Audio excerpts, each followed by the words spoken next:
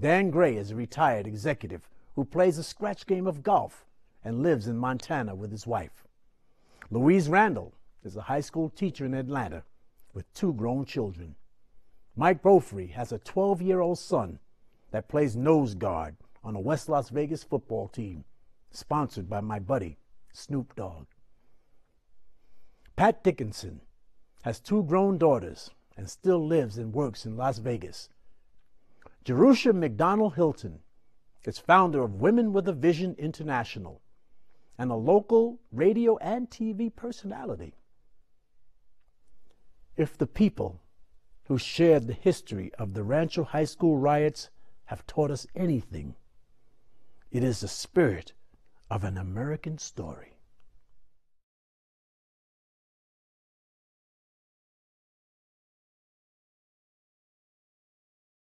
We're gonna fight, fight, fight for Rancho High. We're gonna win this game, we'll do or die. The Fighting Rams will boldly take the score. And with our colors green and white, we'll fight for more. Come on and fight, fight, fight for victory. Come on and cheer, cheer, cheer for varsity. And we will show old Rancho's loyalty with a rah, rah, rah.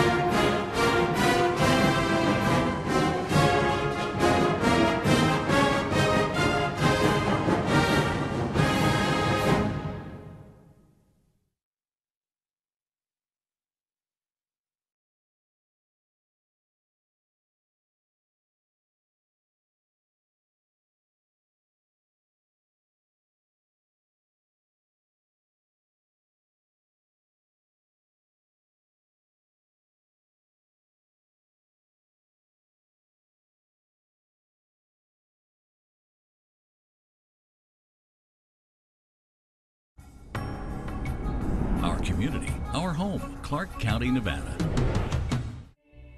I am for the child who has been abused, the child who is afraid to go home, who thinks it's her fault, who's forced to keep a secret or else.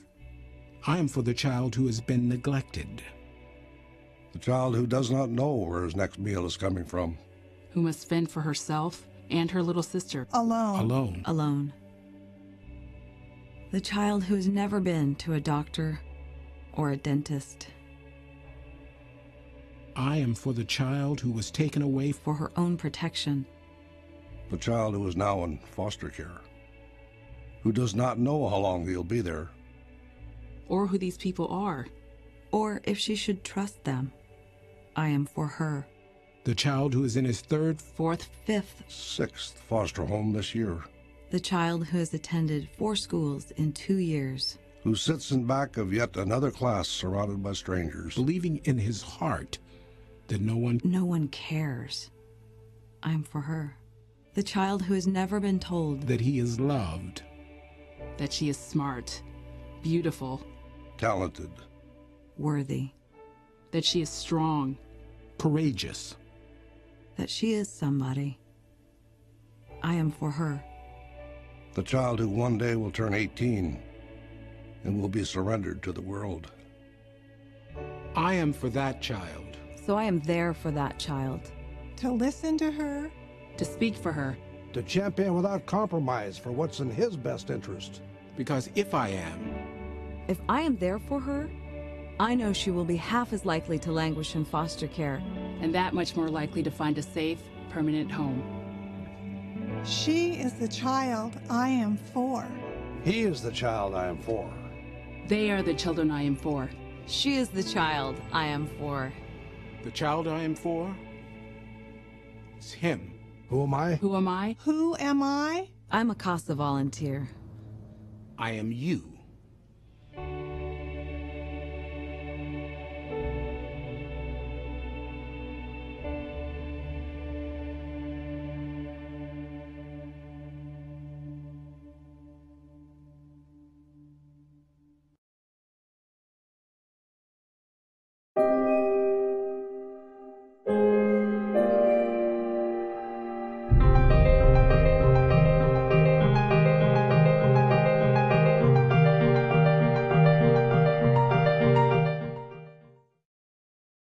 See what you can discover at the Las Vegas Natural History Museum. Visit Treasures of Egypt, a trip to King Tut's tomb and recreations of some of Egypt's best-known artifacts. Explore it for yourself. Thanks for watching Clark County Television, the best access to your local government. The Forgotten Battle of Fort Pillow and the Birth of the KKK is being brought to you with pride by the Nevada Gaming Foundation for Educational Excellence. The foundation includes President Michael Callahan and trustees Patricia Becker, Jack Davis, Governor Kenny Gwynn, E. Perry Thomas, Claudine Williams, and Elaine Wynn.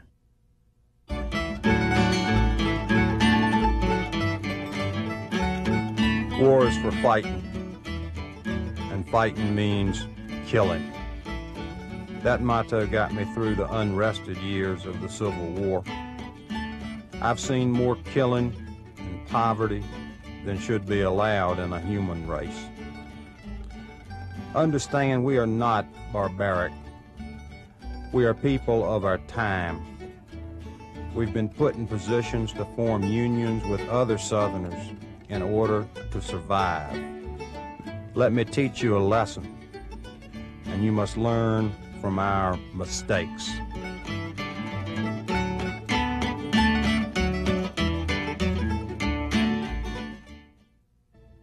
The Civil War, the 4 bloodiest years in American history. Most Americans can name at least one major battle that took place: Antietam, Bull Run, and Gettysburg. But among the other smaller forgotten events of the Civil War is the Battle of Fort Pillow. This battle had a domino effect trickling down the long road of history. On April 12, 1864, at a little insignificant fort, black Union soldiers fought a hopeless battle against a Confederate general who was destined to become the first Grand Wizard of the KKK. Today, it is just a footnote in most history books. However, no other event of the Civil War has such a profound impact on the 20th century, especially on our culture and our way of thinking. This conflict would be called the Battle of Fort Pillow. The invisible fraternity of men who I call the Ku Klux Klan were a necessity of the day. But now, I no longer can embrace their motivation or the lack of morality of these men.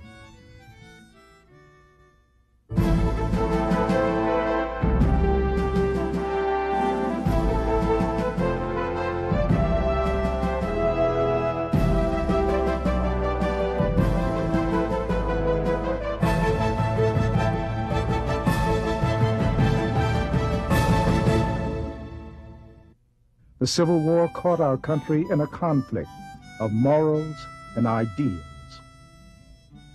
In the month of August 1619, a Dutch ship docked in the port of Jamestown, Virginia. Months earlier, it departed this African coast with a cargo of 20 dark-skinned human beings. These people were to become indentured servants. It was the political correct term of the day. Its meaning is the most vile and ugly word known to man: slavery. Black people were simply viewed as subhuman.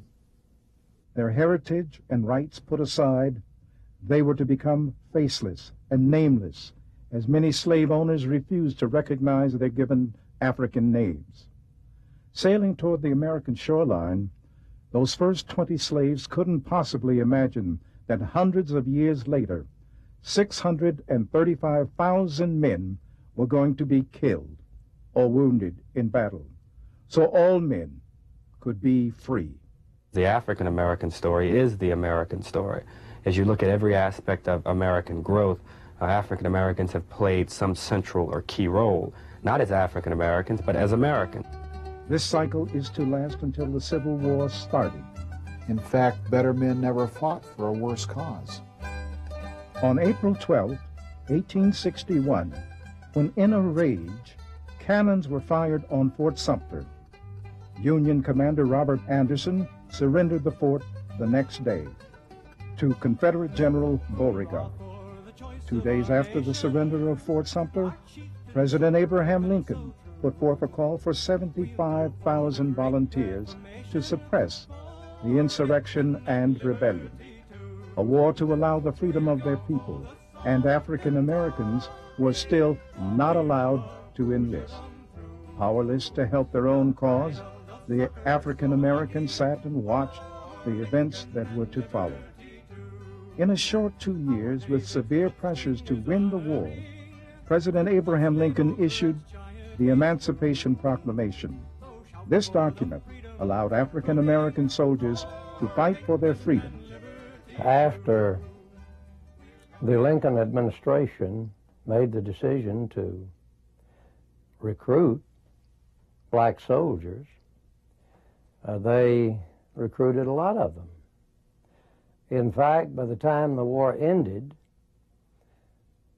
close to 200,000 blacks had served in the Union Army. This in itself a long overdue military strategy. The very thought of freeing the slaves infuriated the South. The burning hatred for Abraham Lincoln was glowing at this point. There were approximately 185,000 black soldiers enlisted in what was called the United States Colored Troops. This, of course, constituted a huge number of former slaves. Without slaves, the South's economy was next to non-existence, which meant, of course, that they were not in a position to finance the war. The election of Lincoln brought the South to the point of seceding from the Union, as the issue they saw was not about civil rights for all men, it was about states' rights. The Civil War was about racism. In essence, they wanted to become their own entity and not adhere to the many laws of the United States of America. They have chosen a new leader for their needs. Jefferson Davis is to become the president of the Confederacy. Spring in 1861 brought about a startling realization that only 10 states were left in the Union. Tennessee is split in two, a state divided amongst itself. Only invisible boundaries and an attitude of what was right for the home and kin broke this state in half. Just 6 days after the secession of Tennessee, a tall 6'2", 39-year-old man with piercing gray eyes walked into the headquarters of Josh White's company of Tennessee Mounted Rifles and walked out a private and the future wizard of the saddle. He has the distinction of starting the war as a private and ending the war as a lieutenant general. Many military historians consider him to be a natural genius when it comes to fighting, a man who, without formal training, indeed not overly literate, he often spelled phonetically, without formal military training, understood both the tactics, the strategy, and the psychology of war. Forrest was born in Chapel Hill, Tennessee, to William Forrest and Miriam Beck. His father was a blacksmith and taught him many valuable lessons on life. Forrest's mother was a strong and heavy-handed woman. Forrest's father died when he was 16, and he became the man of the house.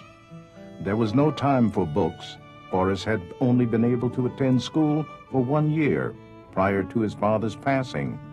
With his work cut out for him, he was to raise a family at 16 years of age with a limited education and lack of a trade. Due to Forrest's inability to acquire an education, he was never looked upon as a true Southern gentleman. Even in the height of his fame, Forrest was not looked upon as a great commanding officer. Forrest married and had children. In the next few years, he was to be known as a great family man and took great care of his family. In this time period, Forrest started trading slaves and actually made a fortune doing so. The best lie you can ever tell is a half-truth. See, that he did make a lot of money selling slaves, but he also made lots of money producing cotton on his 2 plantations in northwest Mississippi, I can assure you. He was known to be a fair master and took extremely good care of his slaves and tried to keep families together. By comparison, Forrest was not as cruel as many other slave owners might have been. And I say by comparison because to take the position that I own you or that one individual owns another is cruelty in and of itself.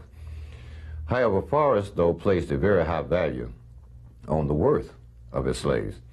And so consequently, he did his best to see to it that no harm came to them. It would be the same thing as wrecking a piece of equipment. He became aware that the great state of Tennessee was looking to separate from the United States of America. And Forrest knew that this would not be good for him or his fellow Confederates. Tennessee took 2 votes on whether or not to secede. And in the preparation for the first vote, Nathan Bedford Forrest signed a petition, and his name appeared in broadsides, advertisements, in opposition to seceding. Forrest's 3rd Tennessee Cavalry was formed by early October with 650 men. Their first assignment was to Fort Donelson. On his way there, Forrest mainly did patrols. They came back with a report of 500 Union cavalry soldiers moving near Sacramento, Kentucky. This was to be his first major battle in the war. A full gallop, Forrest led the charge of his 150 horsemen to overtake the rear of the Union force. With both of his pistols drawn, the first shot was his. This came to be known as a classic Forrest move. Unlike most commanding officers, Forrest had no military training. The others, with their West Point backgrounds, were taught to fight primarily in the open, with massive columns of men, the textbook standard for the day. But his tactics were self-taught and were popular in the days of the Revolutionary War and Indian skirmishes. And these tactics were used by George Washington and the Minutemen when they defeated the most powerful nation in the world. They must be good against the Union. The rules of war did not apply to Nathan Bedford Forrest. With him, there were no rules. He used anything and everything as weapons against the enemy, even the hot, scorching southern heat to wear down the Federal troops. The one that was a surefire and became his trademark was deception. Forrest was an artist at this, using false sounds and glimpses of long processions of moving troops. He would lie about the size of his forces. Once the Union commander was convinced he was defeated, the battle was over. Following the victory at Sacramento, Kentucky, Colonel Forrest arrived at Fort Donelson in February of 1862. Union forces under the command of General Ulysses S. Grant captured Fort Henry and was proceeding toward Fort Donelson on the 13th. General Gideon Pillow, the fort's commander, ordered all the fort's Confederate divisions to take up positions around the fort. At first, it seemed Pillow and the Confederates could hold Grant at bay for a couple of days. There was time to evacuate the fort, but then a brief halt gave Grant time to regroup for a counterattack, to break through the defenses. On the 15th, Forrest was shocked that General Pillow agreed to surrender the fort the next morning.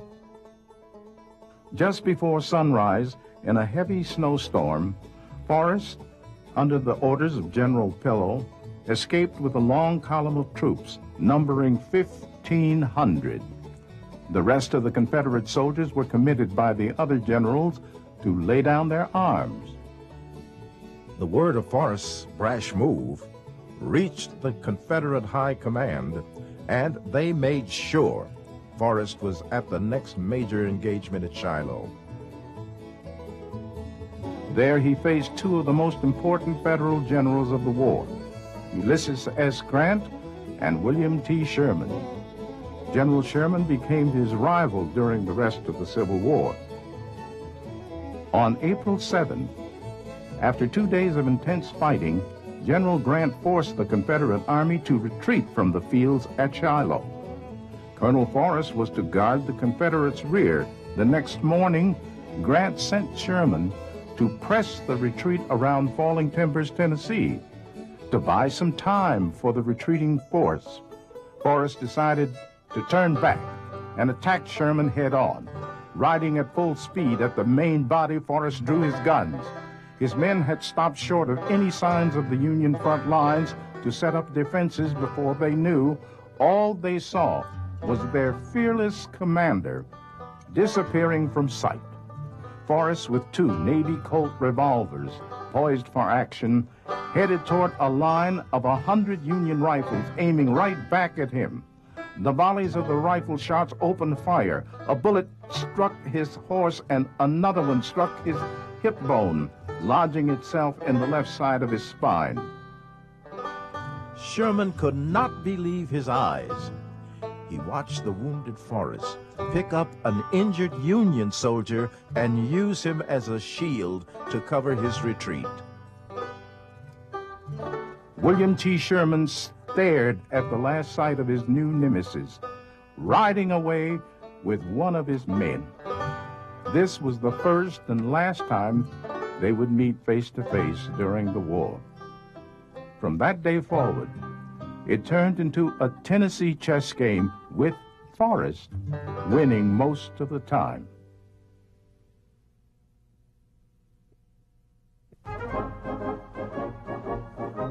Now a major general, Forrest spent the first part of 1864 recruiting and resting. Forrest, like his fellow Southerners, was outraged about the news of a mass recruitment of black volunteers. The majority of these soldiers were, in fact, former slaves. Slavery, of course, was the underlying or the underpinning element of the Southern economy. Consequently, it was incapable of financing the war. The other thing, of course, is that the presence of black Union Army soldiers helped to dispel the myth of white supremacy. He first faced these freshly trained black soldiers with eagerness in their hearts to prove their worth while attacking a Union fort in Paducah, Kentucky. Forrest's command rode straight into the cannons of the 1st Kentucky Colored Heavy Artillery, containing 274 men, making up 1/3 of the Federal soldiers stationed at the fort. They contained Forrest's troops and almost destroyed an entire Kentucky regiment. But the courage of the colored troops did not go unnoticed. The Union fort commander was very impressed by their actions against the invading Confederate army. Allow me to remark that I have been one of those men who never had much confidence in colored troops fighting. But those doubts are now all removed, for they fought as bravely as any troops in the fort. Colonel Stephen Hicks, March 25th, 1864. It was thought, of course, that black soldiers were incapable of adequately fighting off white troops who were in many instances somewhat better trained, but they had no less valor, if you will, in terms of fighting for the things with which they fought for. Forrest and his men felt it was simply irritating to be repelled by such a force, especially after Hicks refused Forrest's terms of surrender.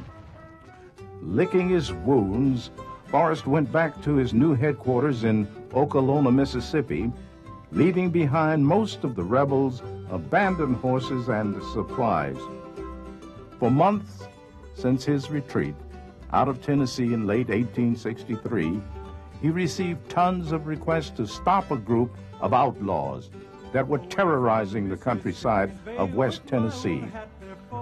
They were reported to take almost anything and everything that they could carry off, all in the name of the United States Army. There were also claims of these Yankees acting not so righteous or virtuous by forcing themselves upon the Southern women and their daughters. And to top it off, many of the men in the cavalry group were known deserters from the Confederate Army. Major William F. Bradford, a Tennessee attorney, served briefly as the garrison commander. Bradford was the worst of all in Forrest's eyes.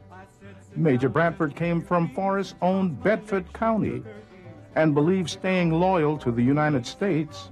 Forrest and other Tennesseans from the Confederacy referred traitors like him as homegrown Yankees.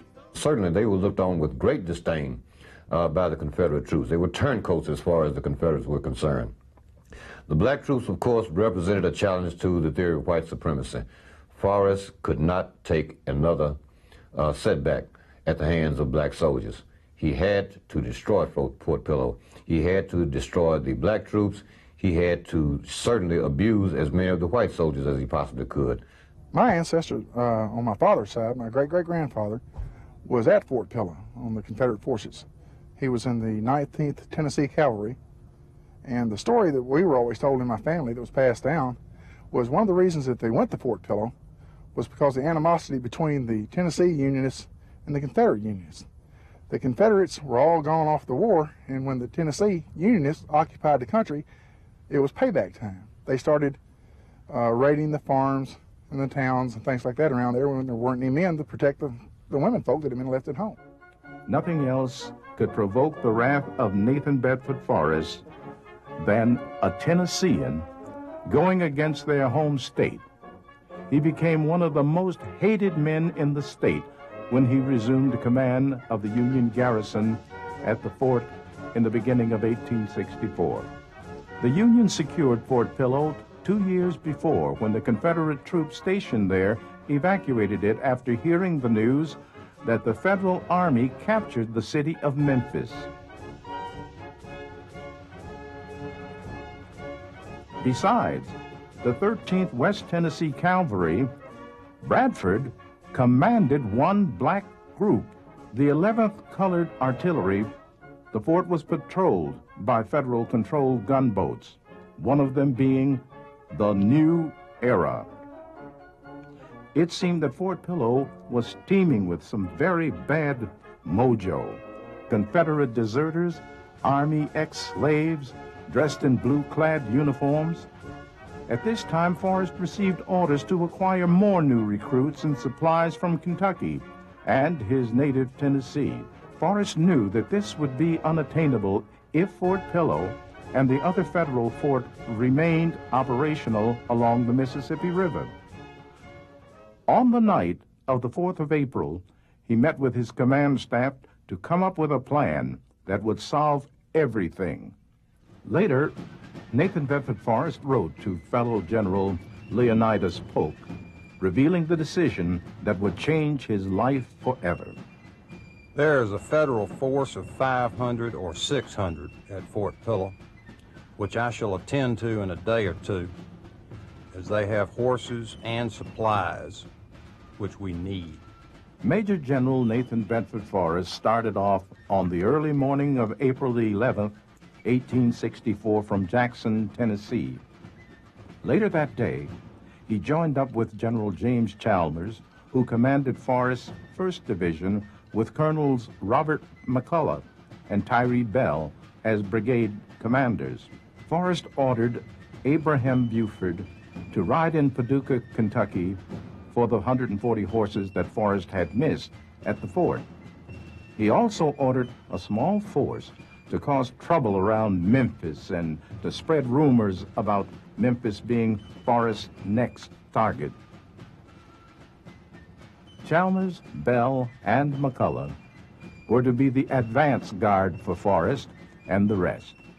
Chalmers and some 1,500 men rode that night a distance of 40 miles in heavy rain to their destination, the Union garrison at Fort Pillow. I've learned recently that my own ancestors, part of the same regiment, a different company, had the company realized, or had the regiment realized, the scope or the dimensions of the battle, they might have been present.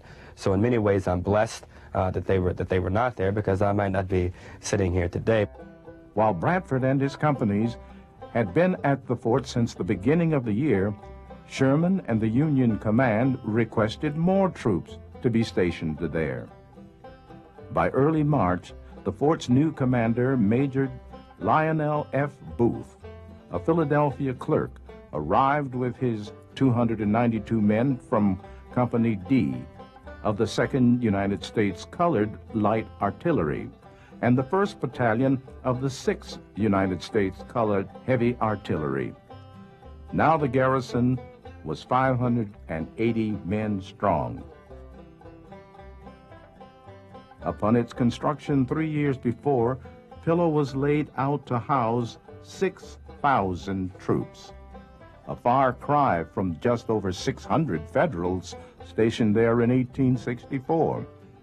There were also 100 citizens with some women and children. The soldiers erected the new breastworks in a W shape. This new rampart stood 8 feet high with cannon slots. These walls are surprisingly the only remnants still standing at the historic site today.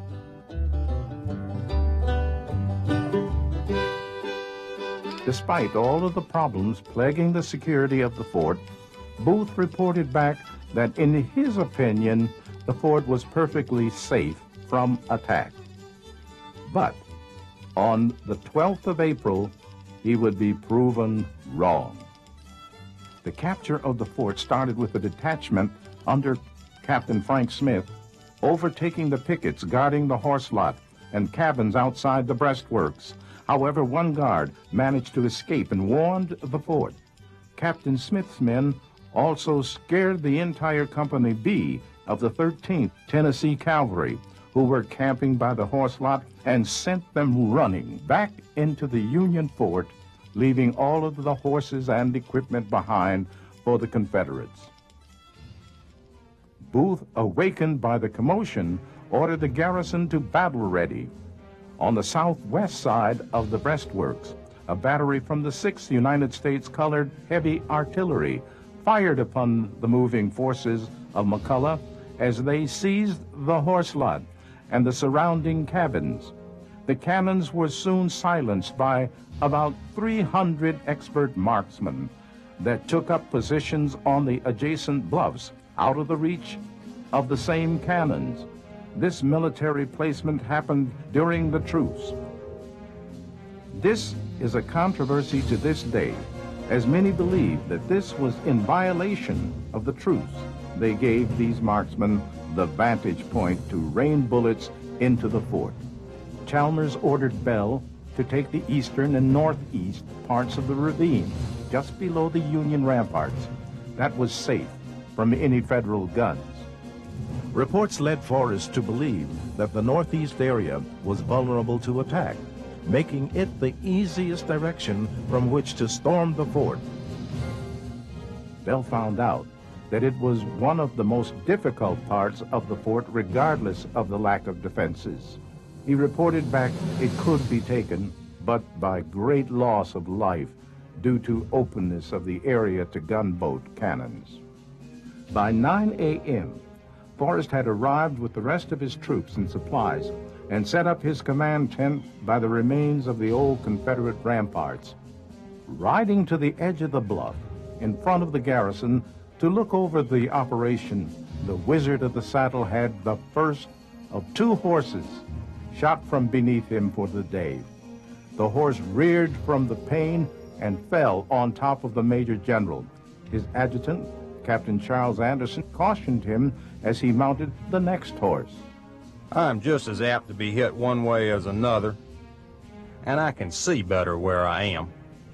With approximately 1,600 Confederate forces, the Federal troops did not have a chance. The Federals were fighting back with a vengeance. It took all they had to stand their ground. Union Major Booth fell, struck in the chest by a sharpshooter's bullet.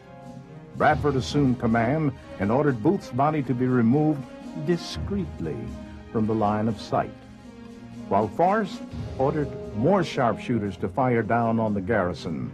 Bradford had a small company to sneak out and try to burn down the last 4 rows of cabins nearest to the breastwork. Bradford hoped that would create a smoke screen from the sharpshooters' fire.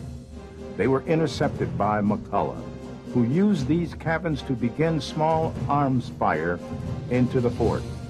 The cabins also provided shelter from the bombardment from the gunboat, New Era, which was docked parallel to the Confederate forces. The New Era fired in vain at the thick woods to knock out the sharpshooters. At this time, the Confederate lines made a menacing semicircle around the garrison, with McCulloch at one end and Bell at the other to tighten the circle even more.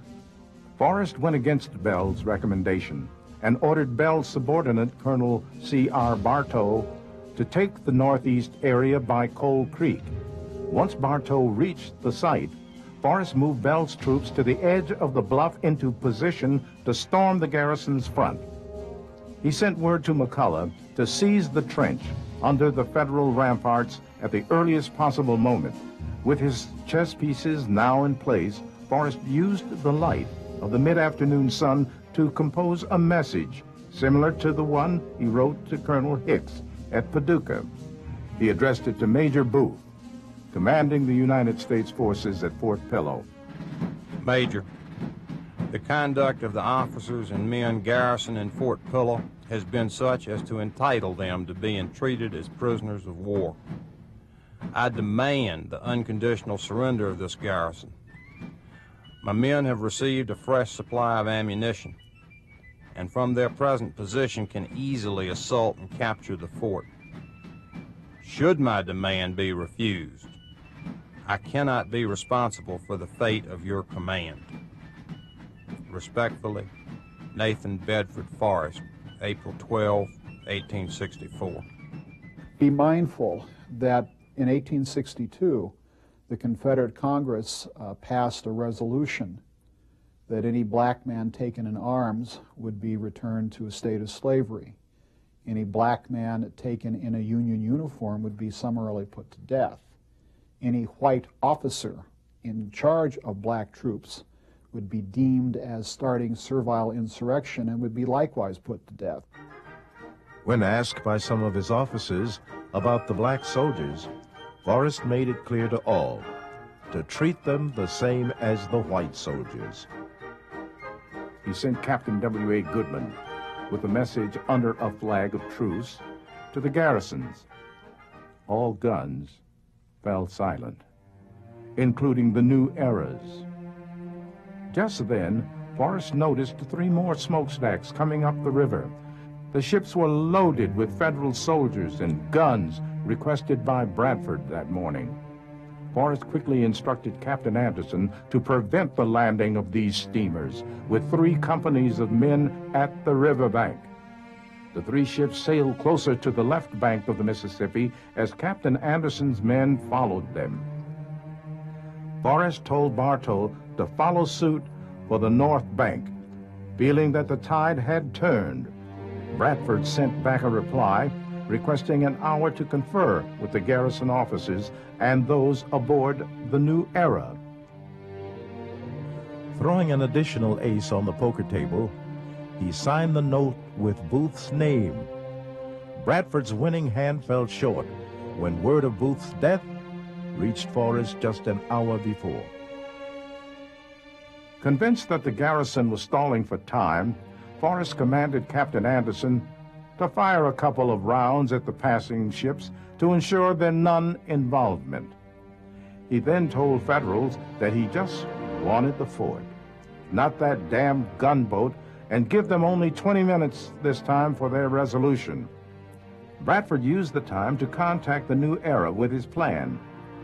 Before the Confederates could take them, the garrison personnel would use the bank directly under the fort to board the gunboat while it laid down cover fire.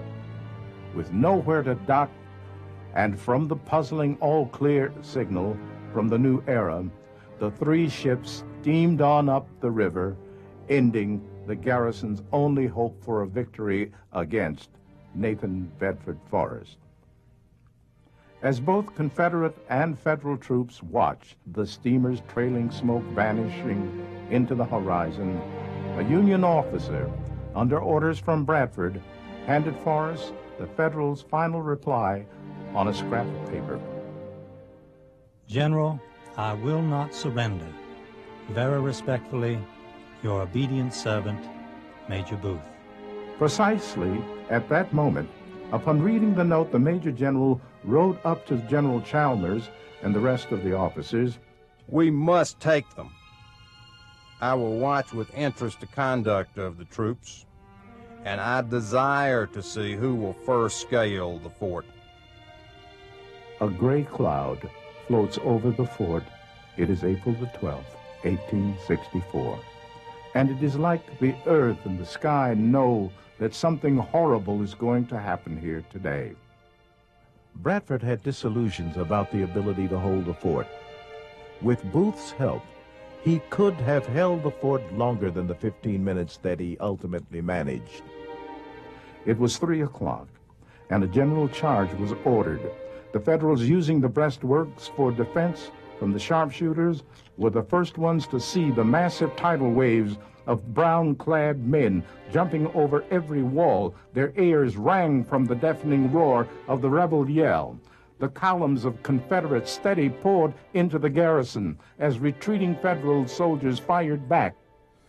Had they been stopped at the bottom of the wall, it would have been like shooting fish in a barrel. They knew their losses would have been high. So when they go over the top, their adrenaline is high, the enemy's running. They're carrying carbines and pistols. Did they all empty their guns? I'm sure they all did. I'm sure a lot of people got killed who, under other circumstances, might have been able to throw up their hands and surrender. But it's a lot of confusion. There's a lot of animosity. These are your former friends, neighbors, associates who have changed sides. These are people of a different race. In addition to being the enemy, there are a lot of other emotions running here. Bradford gave the signal to the New Era to shell the advancing rebel hordes. He joined the escaping masses to their way north to the riverbank. Running down the steep slope, they soon discovered that the position of the gunboat had placed the fleeing soldiers in harm's way of the incoming bombs. Great victory for Forrest. And then when they started retreating down the riverbank, left the environs of the fort and started retreating down the riverbank, of course those 1,200 Confederate soldiers were firing as they retreated, and a lot were killed as they moved to the riverbank.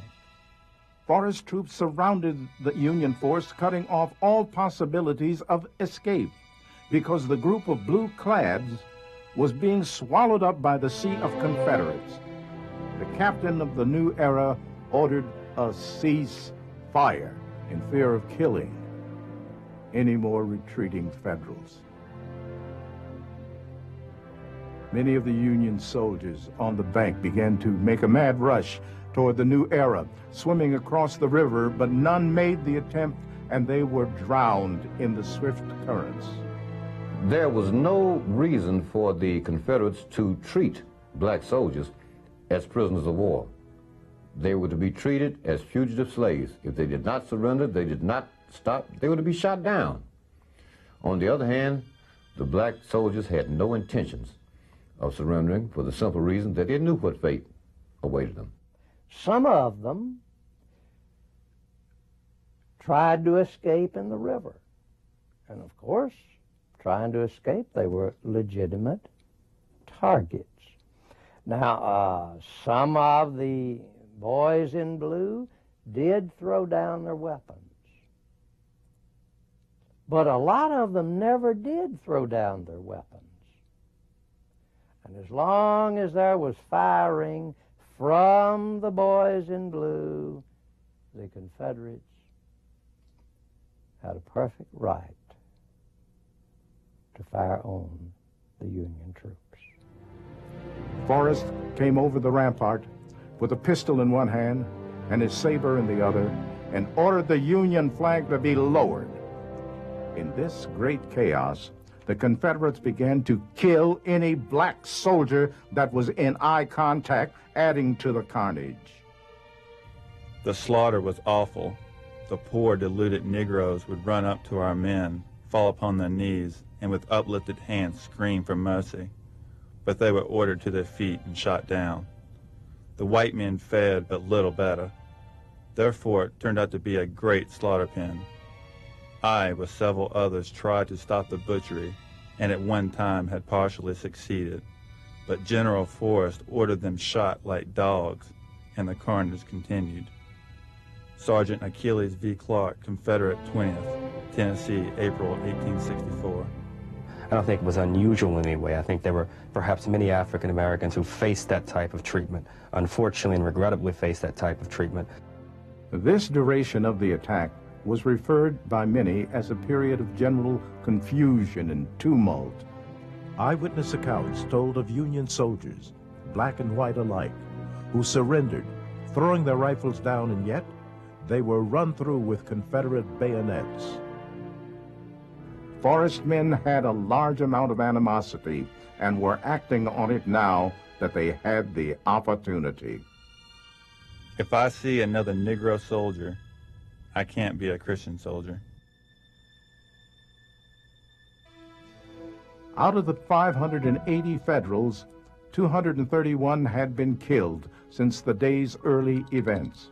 This broke down roughly to 60% of the black troops and 35% of the white units lost in the battle. The Union dead total was sharply contrasted to the Confederate dead, which only tallied 14. Was it a massacre because Confederate troops were out of control? Absolutely, unequivocally. Was it organized by Bedford Forrest or intentionally or unintentionally? No. The term massacre was used in 1864 as a propaganda ploy by the North. As far as the white soldiers and the black soldiers, there were equal casualties in both groups of men. If you compare it to Pickett's charge, there were more men killed during Pickett's charge, so that would be more of a massacre than Fort Pillow was. I think that term was just applied to help sustain the Northern War effort, which was going poorly at the time. Fort Pillow provides us with a really, really horrendous example of what racism and hatred and inhumanity can do to people. In that situation, you had 200 to 300 black soldiers trying to surrender who were just slaughtered by the Confederate troops. And you really have to wonder what it takes to do that. It takes a lot to put a person in a wartime situation, to train them so that they'll pull the trigger of a rifle and kill another human being in the heat of combat. But to calmly shoot and kill another human being when that person is trying to surrender, you're talking about a totally different kind of psychology. And it's really, really horrendous to imagine that people could have done that sort of thing. And I suspect, too, that that's one of those things that most people don't know about and most people don't ever want to know about. But again, it's one of those things that we need to talk about and we need to understand so that we can move forward and not be mired in the past. I would not just say, why do not black people know about the Fort Pillow massacre or event today? I find that most people in our society don't know much about their history, regardless of their race or ethnicity. We are, and always have been as Americans, a people who look much more to the future than we do to the past. We do that to our detriment. Most Americans don't know about Fort Pillow. It's funny, the reason why is that the victors write history. And although Fort Pillow was an atrocity committed by Southerners, by Confederates, in a sense, you still have white males writing history. And I really think that until white America is willing to analyze and look at and document Fort Pillow and include it in the normal American history the way it should be, no one is going to know about it, because it's an embarrassing segment of American history. It should be embarrassing, but at the same time, we should want to talk about it and we should want to understand it, so that, if for no other reason, something like that can never happen again. Bradford, the homegrown Yankee, was paroled to supervise the burial of his own Union dead. Later, he tried to escape to the Union stronghold in Memphis. Bradford was shot and killed before reaching the Union camp. On the 13th, General Chalmers joined his men on their way to the nearest Confederate stronghold at Brownsville with 225 prisoners, 56 that were black.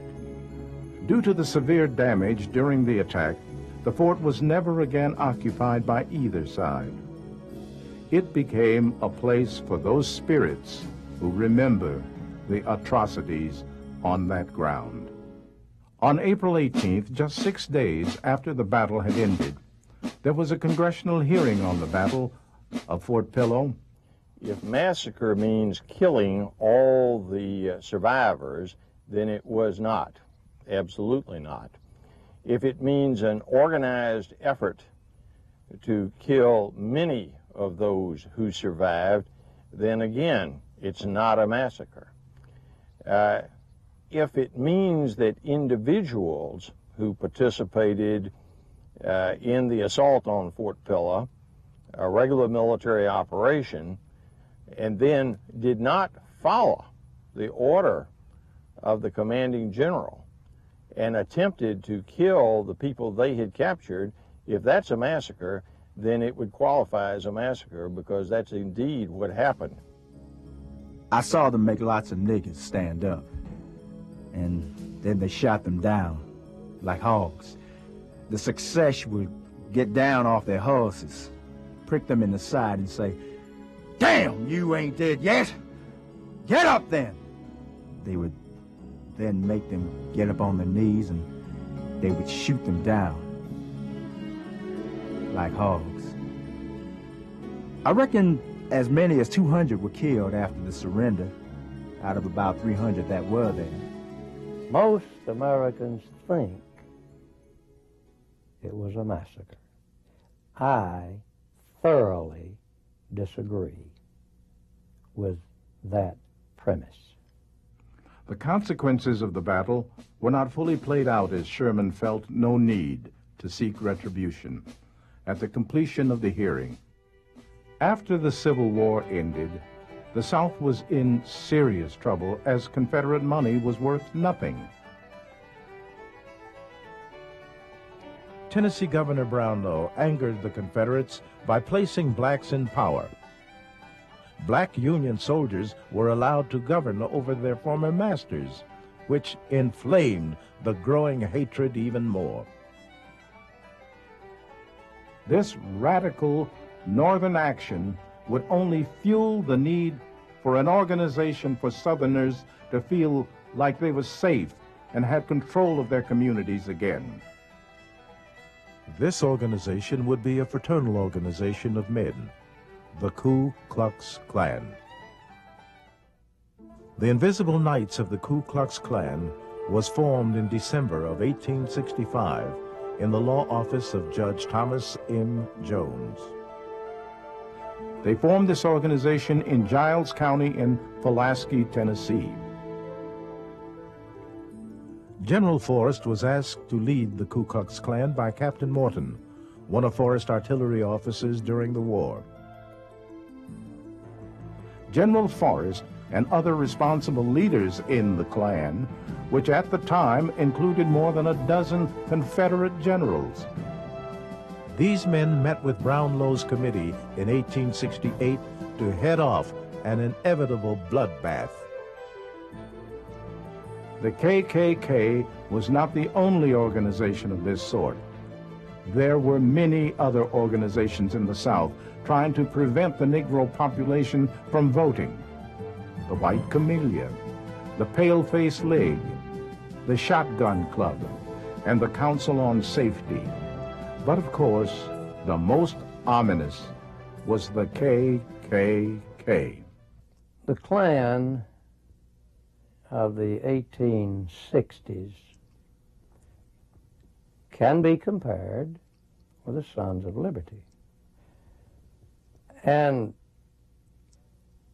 it can also be compared with the Black Civil Rights Movement in the 1950s and 60s.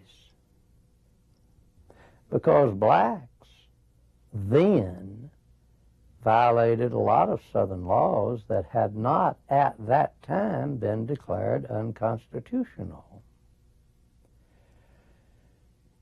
And blacks then wanted to enroll every black they possibly could to vote. They wanted the right to vote. The Ku Klux Klan and Forrest wanted the ex-Confederates to also have their civil rights. He's a part of our history which we can't deny. It's much as slavery. We can't deny it or overlook it and neglect it. We have to use it and grow from it. He's not a person I would think would want to have had dinner with me or would have enjoyed spending an evening with me. But I certainly can learn from the egregious errors that he made, in many ways, the egregious errors that men of his time might have made. One of the radical actions that the Klan made against black prisoners was they stormed jails, dragged Negroes out, and lynched them. They cut out their hearts and fed them to the dogs. These sort of barbaric actions forced Forrest to disband the Klan in 1869. When Forrest disbanded the Klan, he ordered the members to burn their garments. You would think this was the end of the Klan. 45 years later, we couldn't have been more wrong. The premiere of D.W. Griffith's The Birth of a Nation in 1915 brought the Klan to light again. By 1924, the Invisible Empire had reached 4 million members. Only the direction or motives of the men were now directed toward non-whites, Jews, Catholics, and foreigners. The Klan virtually disappeared prior to World War II, but it became more active after the Supreme Court decision to desegregate in 1954. In the year 1875, Forrest was asked to speak at a function in which Miss Lou Lewis presented Forrest with a bouquet of flowers and stated, "Please allow me to present this bouquet of reconciliation and offering of peace and goodwill." Miss Lewis, ladies and gentlemen, I accept these flowers as a token of reconciliation between the white and colored races of the South.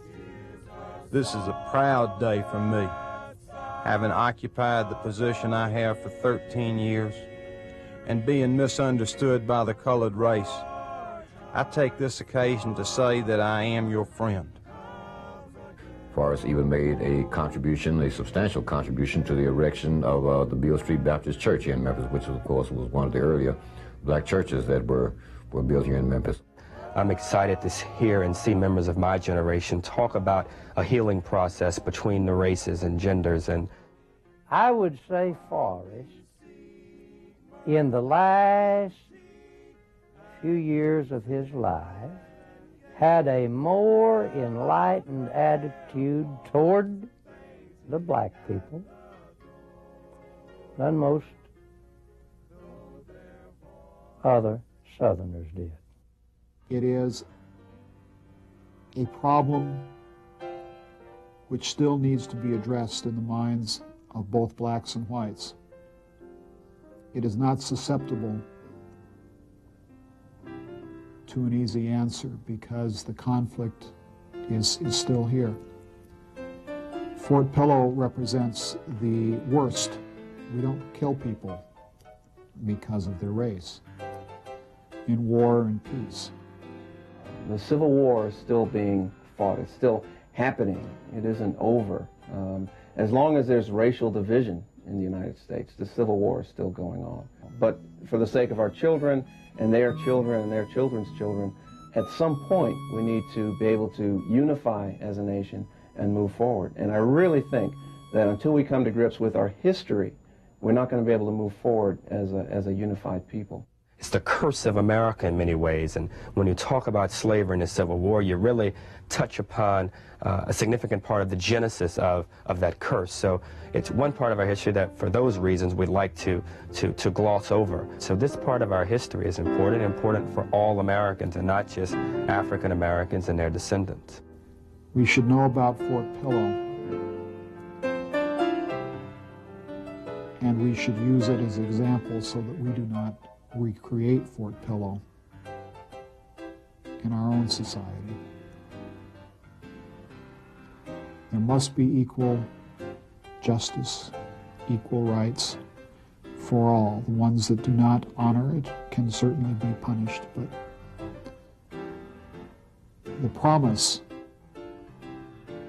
of the Declaration of Independence has not yet been extended to African Americans. It's been extended to almost every other immigrant group that has come in. But the ones that we brought in, we have not. And I don't know the answer. The Forgotten Battle of Fort Pillow and the Birth of the KKK has been proudly presented by the Nevada Gaming Foundation for Educational Excellence.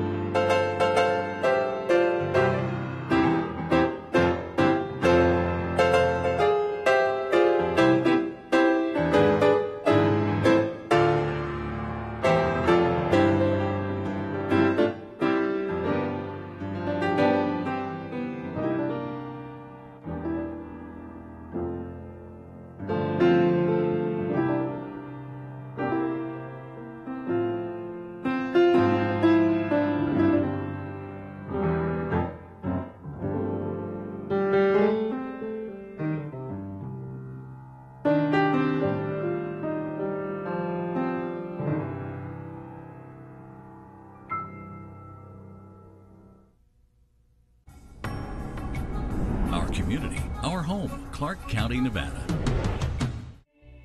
I am for the child who has been abused, the child who is afraid to go home, who thinks it's her fault, who is forced to keep a secret or else. I am for the child who has been neglected, the child who does not know where his next meal is coming from, who must fend for herself and her little sister alone.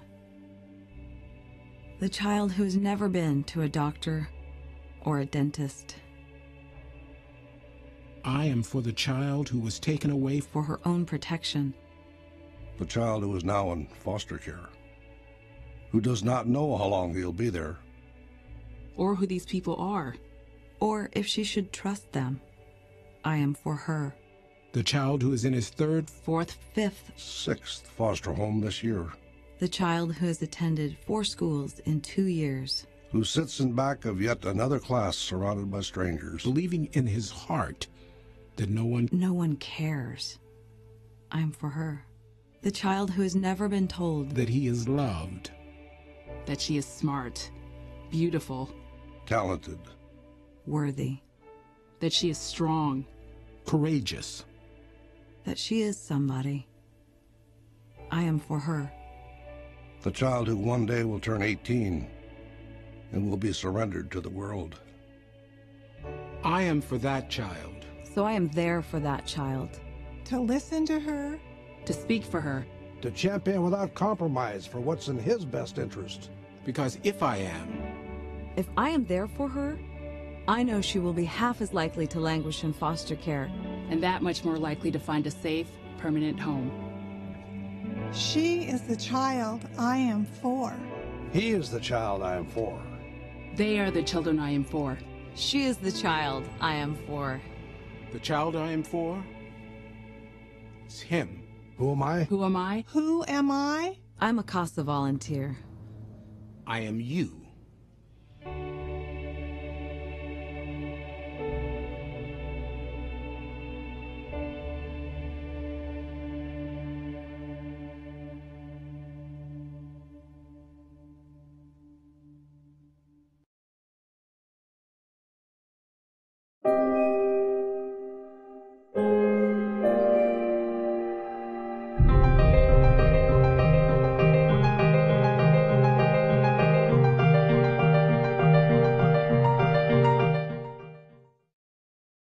See what you can discover at the Las Vegas Natural History Museum. Visit Treasures of Egypt, a trip to King Tut's tomb and recreations of some of Egypt's best-known artifacts.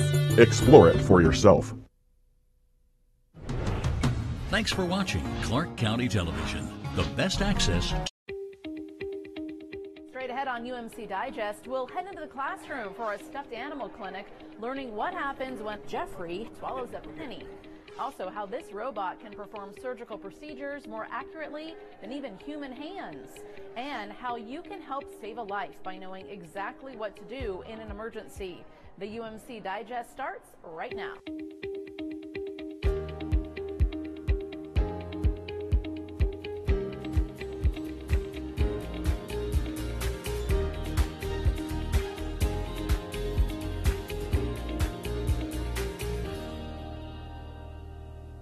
After the October 1st shootings, many people asked what they could do to help. The number one thing you can do is be educated on how to literally stop the bleed should another mass casualty unfortunately occur, or even if you come upon someone who is bleeding to death in a car crash or other accidental trauma. UMC offers complimentary Stop the Bleed classes, education that is just as important as knowing how to do CPR. Take a look at a recent Stop the Bleed course taught by UMC for Red Rock Search and Rescue. If you come upon an accident scene or witness a life-threatening injury, would you know what to do to save someone's life? Stopping the bleeding immediately as it happens. So you're at the scene, you are a bystander, and now you are a rescuer. So you are going to literally stop watching someone bleeding and intervene in stopping the bleeding by applying direct pressure or possibly a tourniquet if you have that, of one of the bleeding control kits that we are advocating. Knowing what to do before someone is literally bleeding to death in front of you could save their life. Calling 911 at that time as the blood's pouring out, it's not going to save their life. It's just not. There's not enough resources, not enough time. These guys are great and could be there in a few minutes, but it's not going to happen. A tourniquet placed appropriately will stop the bleed while emergency help arrives. And the whole concept of tourniquets and bleeding control is to apply the tourniquet above, more what we call proximal or closer to the heart from the bleeding source. So if the gunshot wound's in your thigh, you obviously want to apply it higher than that to prevent the blood that's coming out. That's hurting. What are you doing? It's supposed to hurt. Oh, okay. That means I'm cutting off the... Oh, okay. That means you're not going to die. It's killing me. I'm super glad about that. Okay. That means you're not going to die. All right. I haven't encountered a time when I would need to use this yet, but you know what? You never know. You never know when you might. Right. And the thing is, we train for all kinds of scenarios and eventualities, and so that we'll be prepared to help anyone that we might come across. How do you know you put the tourniquet's on correctly? The bleeding stops. During the Stop the Bleed course, participants also learn how to pack a wound. So what will happen is for you to be able to have some basic concepts and basic knowledge that we'll take you through tonight and be able to just literally stop the bleeding. The number one cause of mortality and deaths in trauma that would be preventable is just hemorrhage, exsanguination. A lot of other things you can't control, and that's unfortunate, but bleeding is one that you can literally stop just by applying direct pressure or a tourniquet. Those couple of techniques done in just a few seconds could help save a life. I want every single soccer mom, everyday Joe, every high school kid, every person that works at a golf course, every person that works at a casino, any person at all is able to do this training. We can teach this to young kids. This is something that if you see bleeding happening, you can actually intervene and stop the bleed and save a life. Here at the UMC Trauma Center, we have a 97% survivability rate, including patients who come to us with less than a 1% chance to live. We are very proud of those statistics and also aware that even with the best of medicine, sometimes patients are given a life-limiting diagnosis or, despite best efforts, are on a journey to the end of their life. UMC's Integrative Therapy and Tranquility Program helps to make those moments more comfortable for patients and their families. A little bit. Where are you feeling that? In my stomach. In your stomach? At UMC, healthcare is about more than medicine and procedures. So let's not talk about the treatment part anymore. I just want to find out how you are. UMC's palliative care and integrative services takes our treatment pathway to a new level. We're not just going in, just pushing some meds and leaving the room. We're with the family, we're bonding. You find out the whole, for me it's holistic nursing because I'm a holistic nurse as part of the Tranquility Program too. So I like to think of the whole family. So when you go in and you're working with the family and finding out what was that person like, what were their goals, what did they want, what was important to them, who's their family members, who's at the bedside with them. It guides the family basically with the end of life choices. I mean, a lot of family doesn't know where to go. Most patients come in, doesn't have advanced care planning, doesn't have a living will, and they just listen to maybe one physician or a couple of the residents.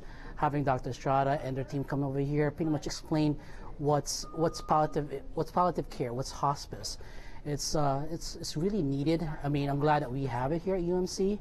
Patients with life-threatening injuries or life-limiting illnesses such as cancer, dementia, cardiology, or stroke issues that come along with burdensome symptoms can all benefit from palliative care.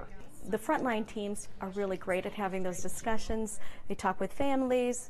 As most of us know, when there is difficult news that is coming up, sometimes you hear a little bit of the news or parts of the news, or you just need some sort of gentle reinforcement. So we are the second line team that comes in to support the frontline team's assessment. We affirm prognosis, and then we let them know from a risk to benefit standpoint what is happening with treatment, what are the best treatments, what treatments may be more harmful than helpful, and what treatments could be contributing to a good quality of life. So we help them weigh the risk to benefit, and we help them make some very difficult decisions together.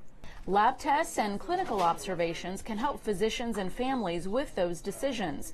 Then palliative care is used to care for patients and families. We're able to help families and patients understand the situation, and we look at how to make these moments the best moments possible for the patient.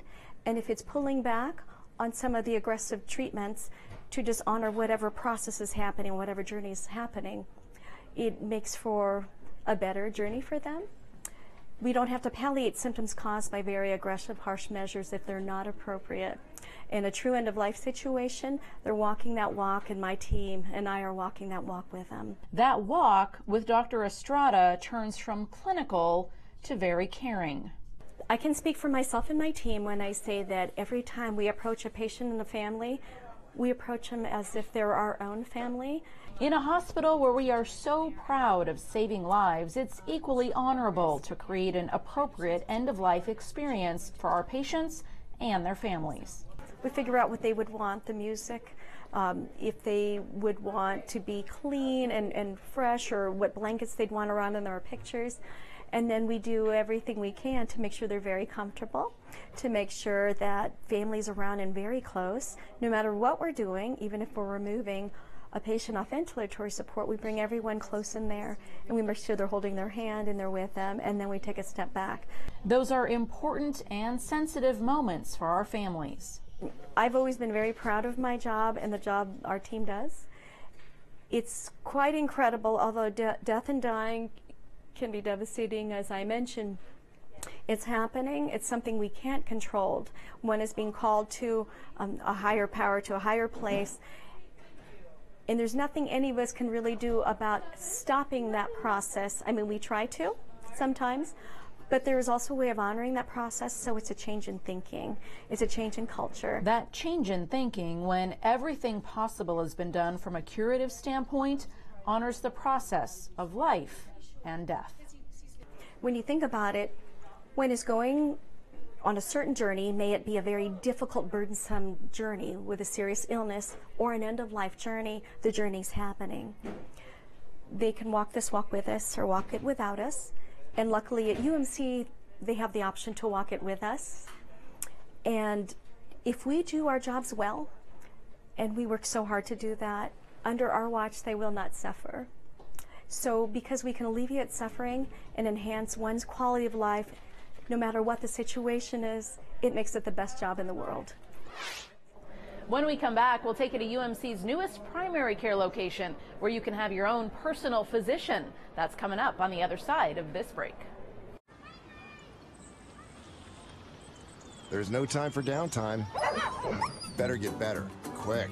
UMC Quick Care has 8 locations, and you never need an appointment. So get in and get better. UMC Quick Care. Find a dock in my neighborhood. The nearest dock is the Port of Long Beach, 284 miles away. Find a dock. Doc! Calling Doug. Finding a family doctor in your neighborhood is as easy as visiting a UMC Primary Care. Locations valley-wide, there's one near you. Find nearest Thai food. Typhoons occur in the North Pacific Ocean. There's no time for downtime. Better get better, quick. UMC Quick Care has 8 locations, and you never need an appointment. So get in and get better. UMC Quick Care. Welcome back to UMC Digest. We're glad you're with us. UMC offers the full range of health care for your family, from our quick care locations where you can get in, get out, and get better quick, to our main hospital and primary care, your own personalized physician to take care of you even when you're feeling well. Hi, Kim. Hi, good afternoon. Dr. Tan has been Kim's primary care physician for 5 years. So you sit here? Right here. Primary care physicians serve as the overall director for your health. The primary care is the one who would treat the patient as a person rather than a disease. And preventative maintenance, just like you do with your car, is key to your overall function and health. Let's give an example about the 50 years old and above. So everybody, as in everybody, when they reach 50 years of age, needs colonoscopy. All female, when they reach the age of 40, they should have a screening mammogram. Blood pressure screenings and cholesterol checks can help catch the signs of cardiovascular disease before it's too late. They are making a gamble in their health. That's certainly. If you are not seeing your primary care, then you are missing the benefits of a health screening. Sharing your medical history, having up-to-date screenings, and yearly visits with your primary care physician helps build a meaningful partnership in your overall well-being. Patients can feel when they can trust their provider. Their demeanor, the way they interact with you. When you say things to your provider and then they pull through with their promises that I'm going to do this for you, I'm going to help you get to your goal in terms of your health. When everything gets fulfilled, I think that's how you build that bond. A bond that has helped keep Kim healthy for years. Dr. Tan always sits with you, always, make sure that before you leave the door that we both understand that this is our goal, we're both going to reach it. And you agreed, you put your opinion, I put my opinion, and then it's a collaboration between the patient and the doctor. UMC's new electronic medical record called UMC Connect helps you further stay connected with your health. You can easily view lab results and upcoming appointments. Children's Hospital of Nevada at UMC is the only children's hospital of its kind in Nevada. We're home to Nevada's only designated pediatric trauma center, offering the highest level of care available anywhere in Nevada. Last year, we saw a devastating rise in child abuse deaths, children coming to us with fatal injuries at the hands of a caregiver. So now we're reaching out and speaking out, educating our community on how to prevent child abuse. Dr. Jay Fisher is the medical director for Children's Hospital of Nevada at UMC's Pediatric Emergency Department. He cares for the sickest of sick, those with life-threatening illnesses. But the most heartbreaking patients for him are the ones who suffered their injuries at the hands of someone else. These young children are defenseless and at the most vulnerable part of their lives. They deserve the right to grow up. Shockingly, child abuse rates have doubled from 2016 to 2017. Any number above zero, of course, is too many, but we cannot stand by idly as a community or at the Children's Hospital of Nevada and see this number continue to rise. So we're calling upon all of you to help us to address this difficult problem. Oftentimes, it's a little-known caregiver creating a pattern of abuse. You should know that child abuse fatalities typically aren't an isolated incident. It isn't usually just one event. There's typically numerous events that have antedated these fatalities. Signs of abuse include malnutrition, poor hygiene, unexplained or odd bruises or burns, delayed development, or when a child appears frightened of a parent or caregiver. Be very careful who you ask or hire to watch your children. I would say specifically, obviously, that anyone with a substance abuse issue should not be caring for children or babies. That substance abuse can be alcohol or any of the other substances that you see abused in your community today. And all parents can always use a reminder about the importance of a timeout for themselves. We also ask caregivers to take a moment when they individually feel overwhelmed in their role as a child caregiver. We all here at UMC are mothers and fathers and aunts and uncles of young children. And we know that raising children is a 24/7, 365 enterprise. And that these stresses can make each and every one of us, no matter how strong, have points of weakness. We ask you to pause during those times and step away so that you don't become embroiled in a situation that could lead to a child death. When we come back, we'll head inside the OR for an up-close look at the Da Vinci robot. That's coming up on UMC Digest next. You never know when you can't really see whoops, coming. And sometimes you just can't avoid the old. Life is full of surprises. So when life pulls up, get to UMC Quick Care. For life's bumps and breaks, sneezes and wheezes, one of our Valley locations is ready and waiting to save the day. So you can get in, get out, get better, quick. UMC Quick Care. Mom, we're out of cereal. Can I go to Jennifer's tonight? No, you said you were going to take me to dance. There's no time for downtime. Better get better, quick. UMC Quick Care has 8 locations, and you never need an appointment. So get in and get better. UMC Quick Care. Welcome back to UMC Digest. UMC is home to the most advanced surgical technology with robotic surgery that allows for faster recoveries and better outcomes. Now UMC is one of the only places in the West to offer robotic surgery for children. This is the Da Vinci robot, capable of performing surgical procedures at the hands of a skilled surgeon, actually sitting steps away from the patient. One of the nice things is when you put your head into the console is actually when the robot gets activated. So if I'm out here talking, the robot's not going to do anything, even if my hands are here. And when a surgeon is at the helm, surgical procedures can be done with shorter hospitalizations, less pain, and less pain medication for adult and pediatric patients alike. The Da Vinci system translates the surgeon's hands at the console to very precise and fine movements on the patient. And by doing so, that decreases the tremor, decreases any abnormal manipulation, kind of increases the efficiency of a surgery. Which all leads to decreased complications. So we're less bleeding, less inadvertent injuries to other structures, the ability to do more complex surgeries with the robot in more precise fashion. Removing pancreatic and lung masses and kidney transplants can all be done robotically. Compared to open surgery, there's no comparison. Open surgery, you have big scars. And UMC is one of the only hospitals offering this caliber of surgical care for younger patients. 2 local Las Vegas families have gone above and beyond, donating so generously to Children's Hospital of Nevada at UMC. Jerry and Jenny Shear know too well what it's like to have premature babies in the neonatal intensive care unit, and it was important for them to give back.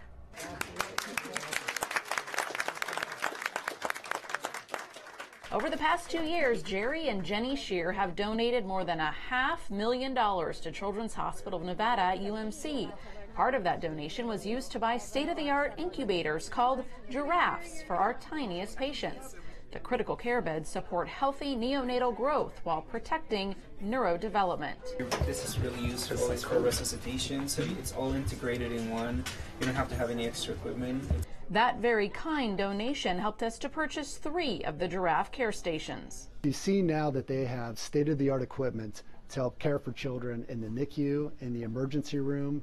It really does our heart good to know that other parents are going to have the best opportunity to see that positive outcome for their own children. In addition to that equipment, another donation from the Shear Family Foundation helped buy infant car seats for our babies going home for the first time and treated our patients, families, and staff to a big holiday celebration. My wife Jenny and I could not be happier to see this equipment here at Children's Hospital at UMC being put to good use. The team here is so amazing. It's really helped us a lot.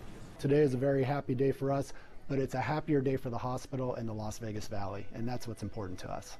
The Shear family donation is entirely appreciated by UMC staff and our patients and their families who benefit from your generosity. Thank you. Children's Hospital of Nevada at UMC hosts a stuffed animal clinic at local schools to help give children an inside and very fun look into the world of healthcare. Take a look at how Jeffrey the giraffe became our patient and how these students might become the next generation of doctors and nurses. Can you hear that? Yeah? Now let's listen to your giraffe's heart. Do you hear that? Does he sound okay? All right, you're my expert. A first look inside healthcare for these students is a bit less intimidating thanks to Children's Hospital of Nevada's team who takes the stuffed animal clinic on the road. So we get the penny, we put it in a bag, and we send it to the lab. Alright? So now he's fine. He's good to go.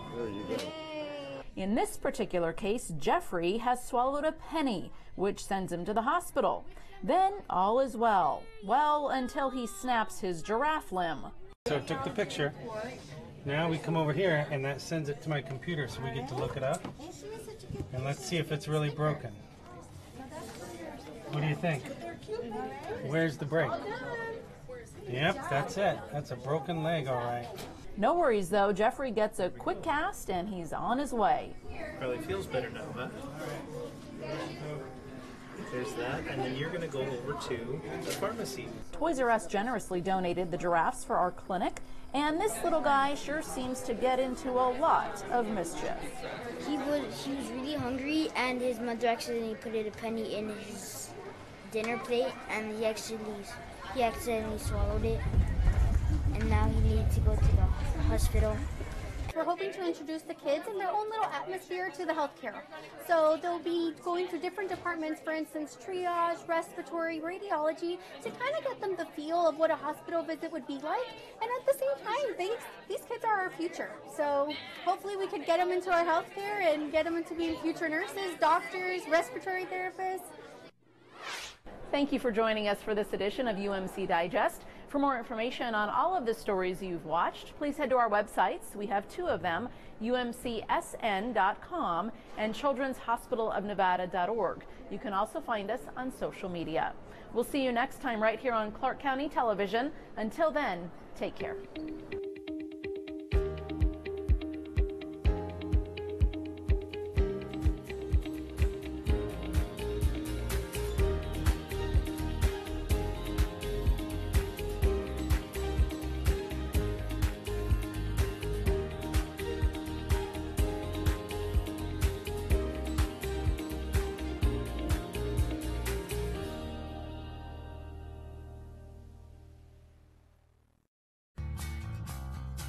Welcome to Club Ride. Club Ride is a free employee benefits program that encourages and rewards the employees that would like to or currently carpooling, walking, biking, taking transit, or even motorcycling to and from work.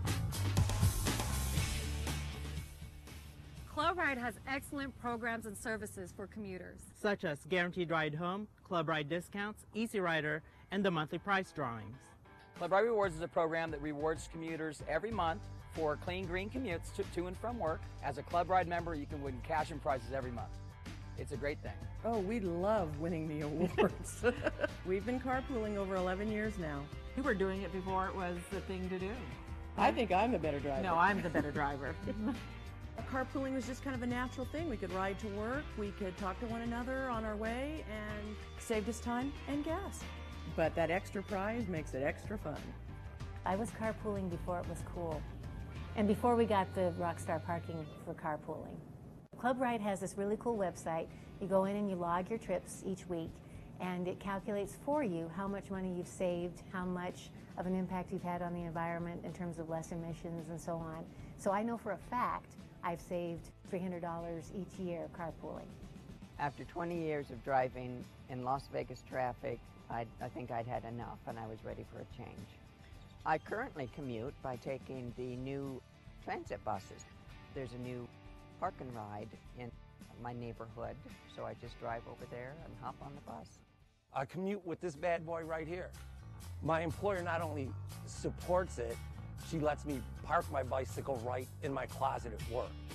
I love the Club Ride discount program because I get to use it at Jason's Deli, Cold Stone Creamery, and then I'm even able to use it at my bike shop, Bicycle World. I wish I would have learned about it earlier. One of the great benefits for employers is the outreach that we do. We set up a table, we give away free t-shirts, we talk to them, we educate them about the program, and then of course the incentives that are available to them. Once employers realize what we do for them, they love it.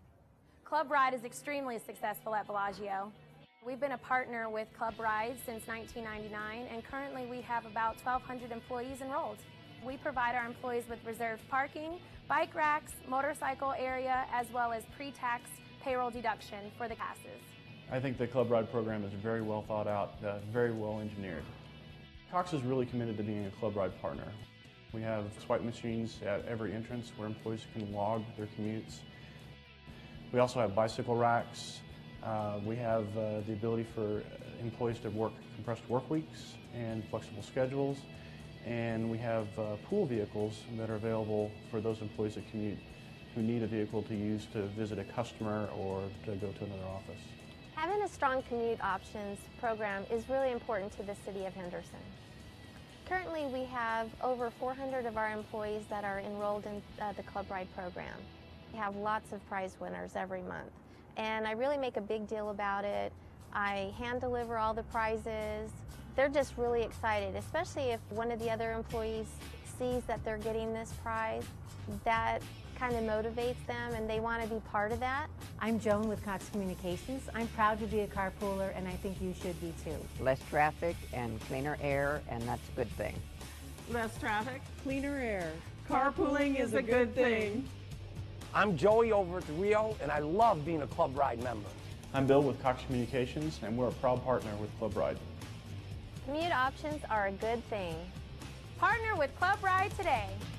To find out more, visit the Club Ride website. Or call 228-RIDE or go to your HR office and speak to your transportation coordinator. That's a wrap. That sounds good. That's a wrap. Or can I do like Janis Joplin? That's all, folks. Find a dock in my neighborhood. The nearest dock is the Port of Long Beach, 284 miles away. Find a dock. Doc! Calling Doug.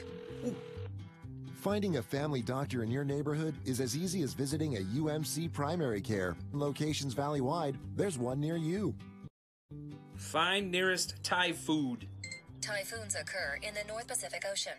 The Clark County Fire Department responds to thousands of calls for help each year. The key to saving lives in any emergency situation is education. That's why the Fire Department teams up with its community partners to host open houses at different fire stations. Our open houses are held on Saturdays every other month. We invite you and your family to visit our fire stations, meet our firefighters who serve you, and learn how to stay safe and healthy. For more information, visit Clark County's website. Our community, our home, Clark County, Nevada. Thanks for watching Clark County Television. Coming up next on Clark County Chronicles, a remarkable collection of portraits and narratives called Obsidian and Neon is on display at the Clark County Government Center Rotunda Gallery. Commissioner Michael Knaff takes office as your representative in District A, and Henderson will be home to the Las Vegas Raiders headquarters and practice facility. Those stories and more coming up next on Clark County Chronicles.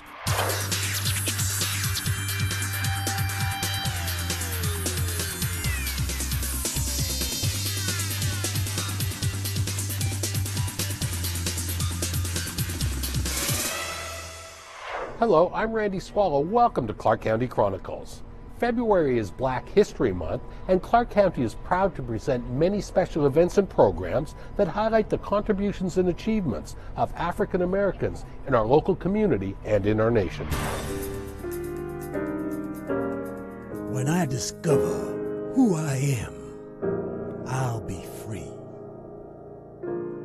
During Black History Month, the critically acclaimed documentaries produced by Desert Rose Production really bloom right here on Clark County Television. Local filmmaker Stan Armstrong is a creative genius behind Invisible Las Vegas Part 1 and 2. These two films go in-depth and explore the history of segregation in the Valley and issues facing West Las Vegas and the African American community. But perhaps no place did fallout from desegregation explode to the degree that it did than in Las Vegas in 1971. The Rancho High School riots retells the story of a tumultuous era from 1967 to 1973, when racial tension simmered over into violence at the North Las Vegas school. Stan, how did you get started? What was the first documentary you've done locally here, and why? My dad and mom were really into documenting their work in San Francisco and when they were in Louisiana during that time, during the Great Depression. And that really sparked my interest as a kid, looking at the images and the photos that they had.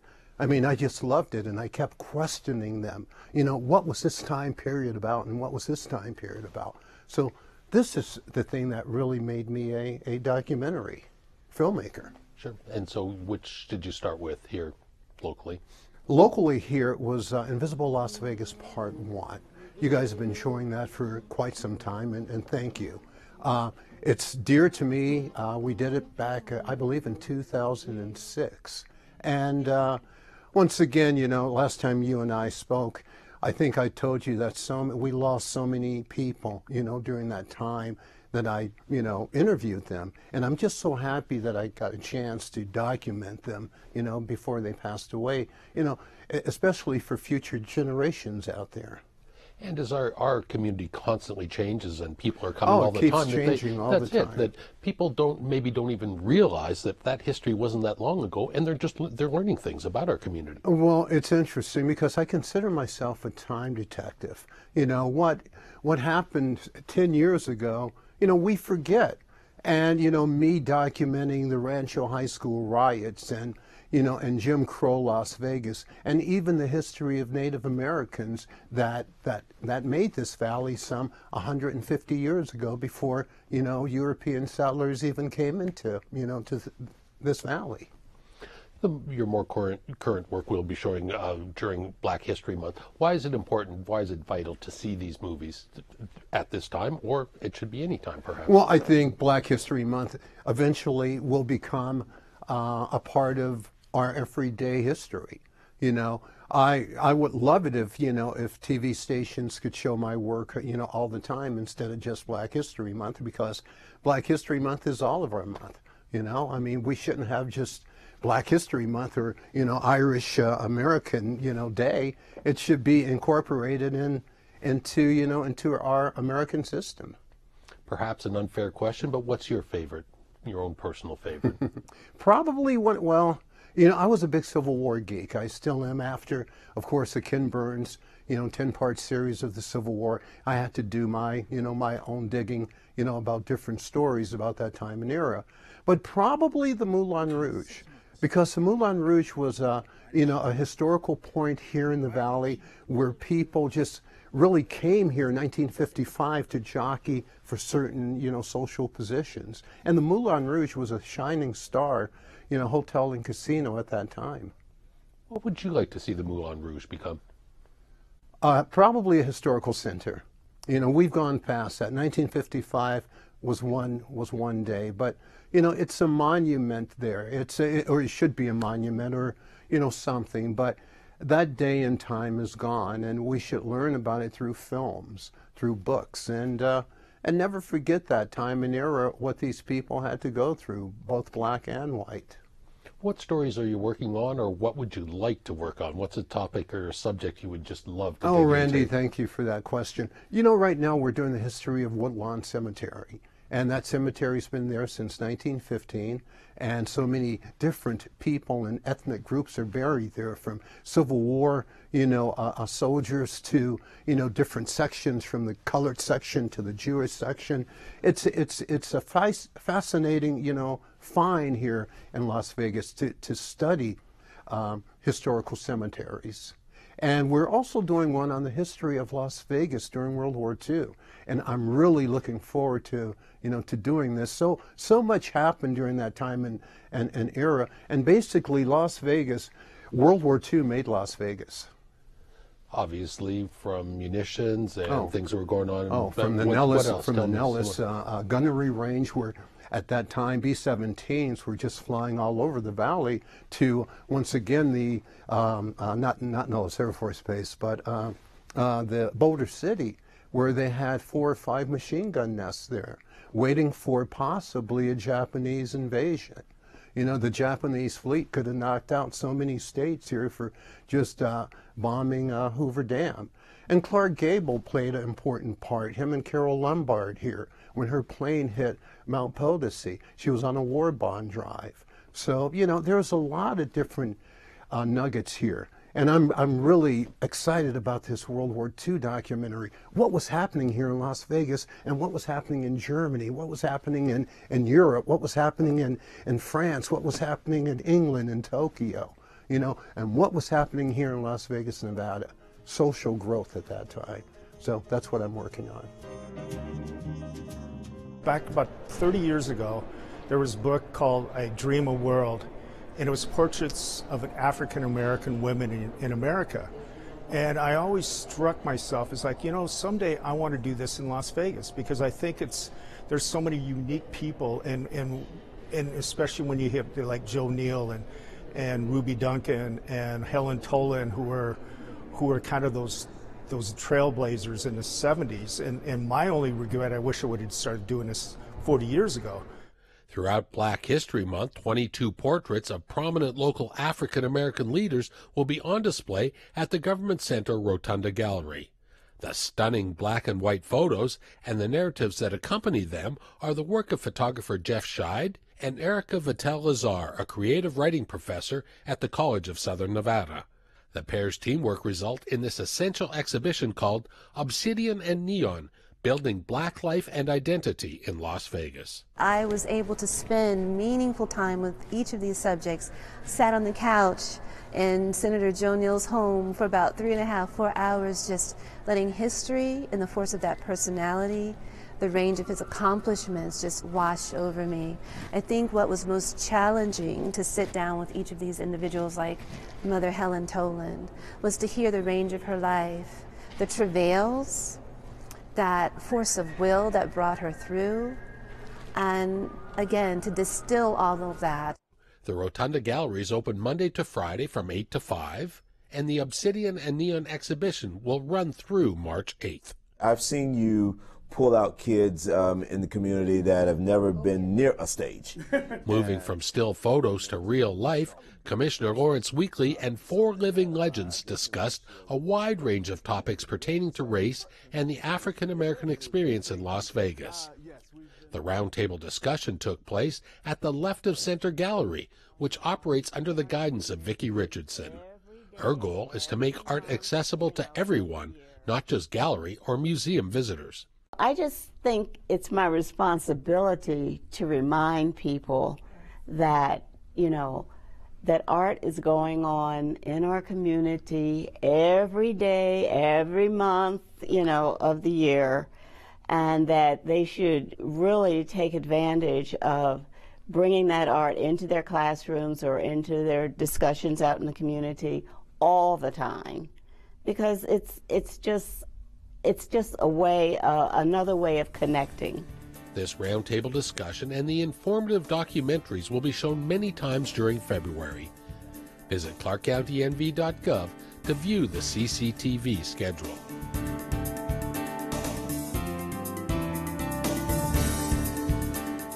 And the newest county commissioner is Michael Naft. Commissioner Naft was appointed by now Governor Steve Sisolak to complete his term in District A. Commissioner, thank you very much for joining us. You're certainly no stranger to the political arena here locally in Nevada, but this is your first efforts into public office. Why are you taking this step as commissioner in District A? Well, I've spent the last 6 years serving the constituents of this valley of Clark County, and I just have such a passion for this valley. I grew up here. I went to school about a block away at Las Vegas Academy, and this community has given so much to me that how could I not give back and serve my community? And so then you knew Commissioner, now Governor Sisolak, was picking his successor. And what happened? How did this process begin? Yeah, well, I've known Governor Sisolak for a long time. I've had so much respect for how he's handled his leadership role here as chair of the Clark County Commission. And he reached out to me after he was elected and asked if I would consider taking on this role, which of course I jumped on that opportunity, and I'm just so thrilled to be here. You mentioned your previous life with Congresswoman Dita Titus. As you say, you're representing much of the same geography, many of the same constituents in both of those. But that's a different political arena, different jurisdiction and whatnot. How can that help you in the county? So I think one of the most important lessons I learned during my 6 years as district director for the 1st Congressional District is how important it is to meet constituents at their doorstep. And that's my goal here, to get out. It's great to be here in the office, here in the county building, which I'm here regularly, but my goal is to be out in the district as much as possible, meet our business owners, large and small, meet the folks who are going to our schools and our neighborhoods and our community parks, and really get to know what their needs are so that I could best serve them and make myself as approachable as possible. Like you said, I've been in this community a long time, but folks might not know me that well, so that's why I want to be there as much as possible. You talk about that, your social media outreach and town halls. You'll continue things like that for District A? Absolutely. I think that's, in this day and age, technology is all that's what it's all about. You've got to physically be there, but you also have a presence communicating where people want to be communicated to. And nowadays that's through Facebook, that's through Twitter, social media. So I'll be present there. I'll respond to folks on the phone or on through my Twitter handle. What are your top issues for your district? Well, I think that's, for one, making sure we're accessible. That's a critical issue, and making sure that, oftentimes when people come to the government, come to the county or the federal or their local municipality, it might not be the best day they're having. That might not be what they woke up and wanted to do, to come fight over a bill or to pay a bill. That's oftentimes what people do when they have contact with their government. So I think we need to make sure that our team here knows that that might be the case, and does their best to make sure that we're putting our best face forward and we're making it as easy as possible. And that extends to the online presence of the county as well. I think we can improve our efforts there, improve access and the ease of access. Perhaps it's not a fair question. I know you've only been on the job for a couple of weeks here so far as we tape this, but is there anything about the county organization that surprised you, maybe that you've learned in the last couple of weeks that just was an oh wow moment? Well, here's something that wasn't much of a surprise, but it was really nice. It's just how approachable and friendly my new colleagues on the county commission have been. Each and every one of them has taken time to sit down with me.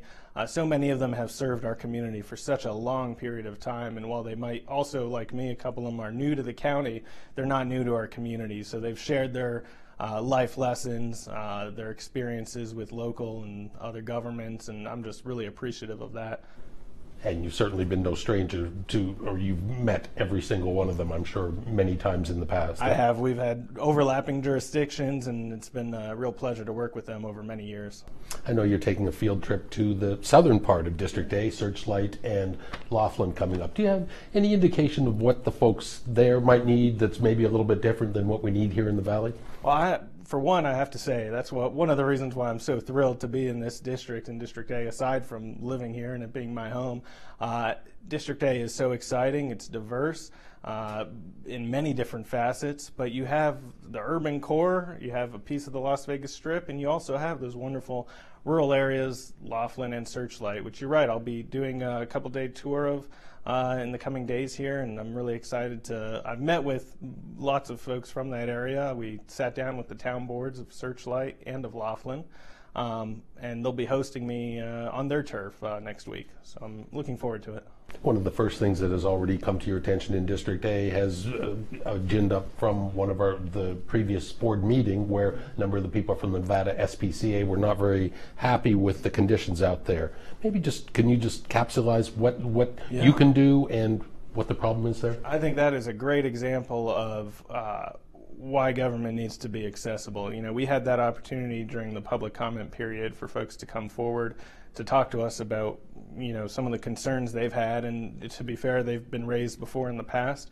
Right after the meeting, I came up here to my office. I contacted the director of the NSPCA.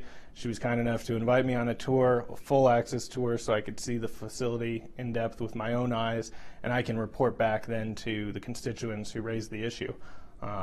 You know, that the NSPCA is in District A, which I'm glad that they're there. I'm appreciative for what they're doing, but we can't tolerate any kind of inappropriate activity towards animals. We need to look out for their welfare as well.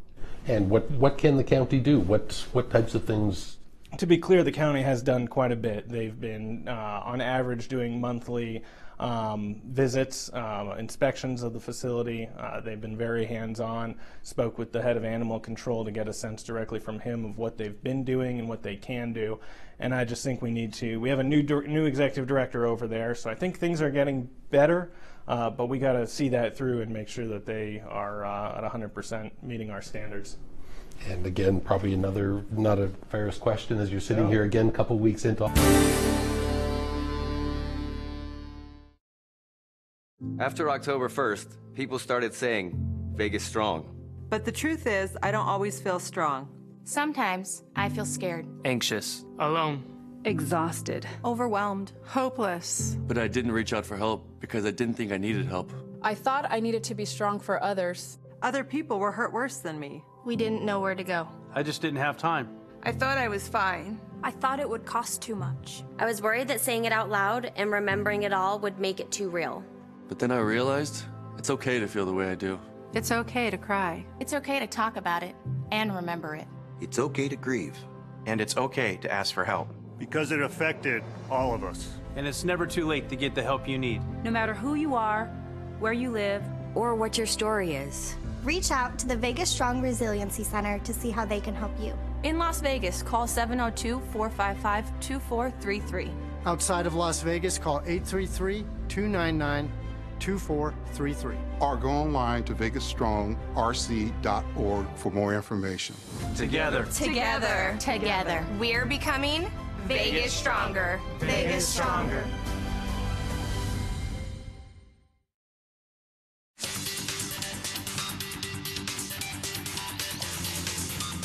There's no doubt that Clark County is the wedding capital of the world, but now it wants to become the wedding vow renewal capital of the world. We love being here, we love what we do, and we love everything about weddings and marriages and being part of the wedding capital of the world. Clerk Lynn Goya oversees the busiest mandatory location for couples to take their first steps towards stepping down the aisle. The Clark County Clerk's Marriage License Bureau issues about 75,000 licenses annually. We guesstimate that there's probably 10 to 20,000 people that come and do vow renewals already. We do know that a lot of people love to come and have their Las Vegas wedding even though they're already married.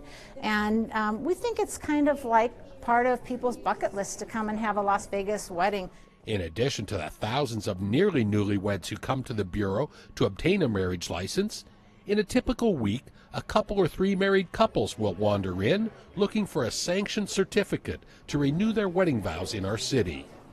And now for just $21, any lucky twosome can take home an only in Las Vegas memento, a souvenir certificate and a declaration of their love. Brooke Siegert and Jared Duval held their official wedding ceremony back home in Minnesota just before Christmas.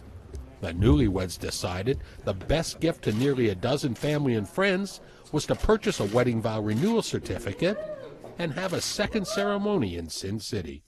I wanted something to do, something that wasn't traditional. We wanted the experience of Vegas and Elvis marrying or doing a vow renewal for us, and just the fun atmosphere of Vegas and with friends.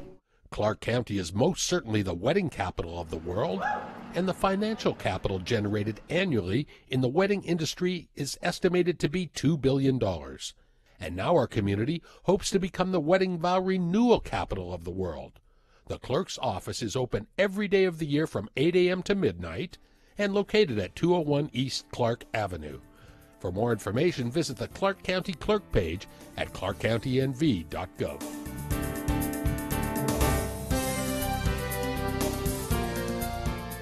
Our most famous sign was given a light bulb color change of blue, the most appropriate color to honor local law enforcement. A trio of county commissioners joined Chief Chris Darcy and Tom Kovac from the Las Vegas Metropolitan Police Department Foundation in flipping the usually yellow lights blue and signaling the Go True Blue campaign in Clark County.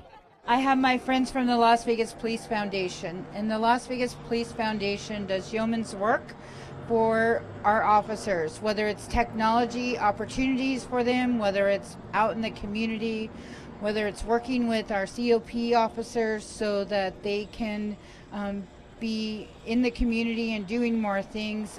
The Las Vegas Police Foundation truly is an asset that we have in our community that we like to recognize. And we can't thank our police and law enforcement agencies enough